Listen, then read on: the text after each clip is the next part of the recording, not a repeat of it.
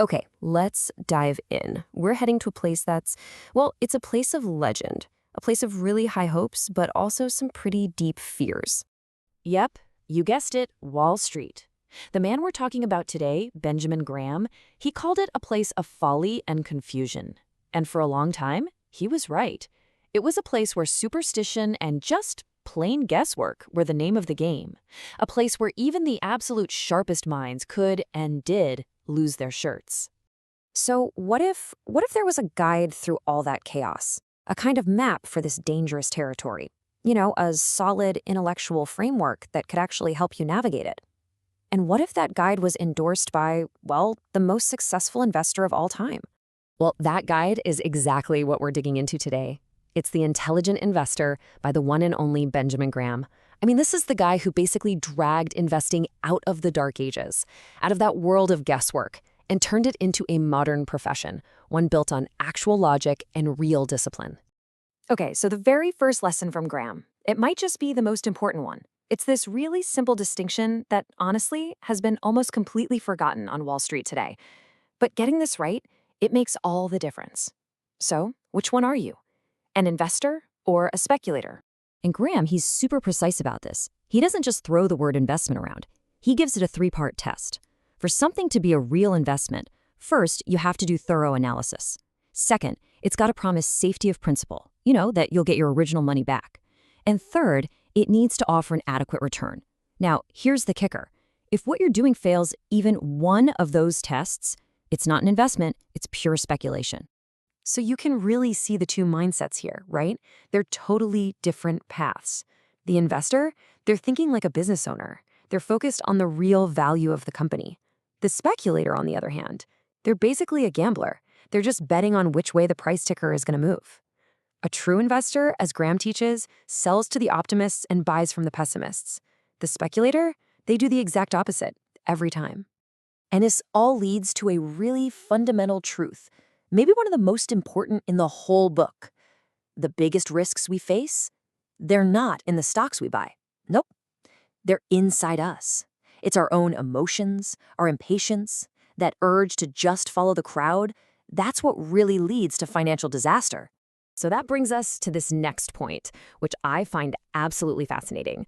Graham argues that being a successful investor, it has almost nothing to do with your IQ. Yeah, you heard that right. It's not about being a math whiz or having some crazy high SAT score. The intelligence that Graham is talking about is all about emotional discipline. It's about having the ability to control your emotions, to think for yourself instead of following the herd, and to be patient and disciplined. It's a trait of your character, not your brain. And to really drive this point home, Jason Zweig, who updated Graham's book, brings up this incredible historical example. He talks about a guy with, well, arguably the greatest brain in all of human history. That's right, Sir Isaac Newton, the guy who discovered gravity. He was actually an early investor in something called the South Sea Company, and he did great. He got out with 100% profit. Smart move, right?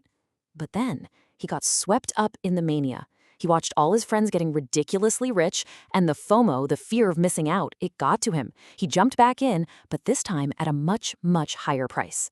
And he lost a fortune. We're talking over $3 million in today's money. Think about that. The world's greatest scientist let the roar of the crowd completely override his own incredible judgment. In Graham's terms, he acted like a fool. It's the ultimate proof that no amount of brainpower can save you if you don't have that emotional discipline. Okay, so if character is the key, how do we actually build it? Well, the great thing about Graham is that he doesn't just diagnose the problem and leave you hanging. He gives us a practical toolkit to work with. And these principles, they basically form the intelligent investor's creed. First up, remember that a stock is not a lottery ticket. It's a piece of a real, actual business. This is so important because it anchors you in reality. Second, you have to understand that the market is like a pendulum. It will always be swinging back and forth between crazy optimism and deep pessimism. Your job is to use those swings, not be used by them. Third, never, ever forget the difference between the price of something and its actual value. And finally, and this is huge, always, always insist on a margin of safety. Think of it as a buffer zone between the price you pay and the value you're getting.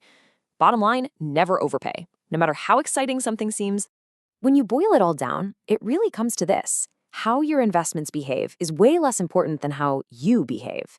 The real secret to your financial success isn't about being smarter than the market. It's about mastering yourself. So that's the philosophy. But how do we actually put this stuff into practice? Well, Graham lays out a super simple, actionable approach that anyone can start using, like today. And I love this analogy he uses. It just perfectly captures the whole mindset. You need to forget all the glamour and the hype of the market. Instead, you've got to focus on the real, tangible value, just like you do when you're buying groceries. See, your job isn't to be a market analyst, it's to be a business analyst. You just have to ask that one simple question over and over again. How much is this business really worth? So Graham lays out this clear path for what he calls the defensive investor, which is most of us, by the way. And the number one goal here is simply avoiding serious mistakes. That's it. He suggests a simple balance, maybe 50-50 stocks and bonds, and just sticking to big, stable, profitable companies you've heard of. Look, it's a strategy designed for safety and for peace of mind. It's not about trying to hit home runs every time. And that brings us right back to the final, most essential question of all.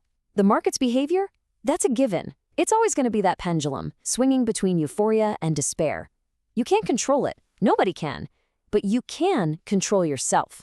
The real question is, can you master your own behavior? Because according to Benjamin Graham, in the end, that's the only thing that really matters.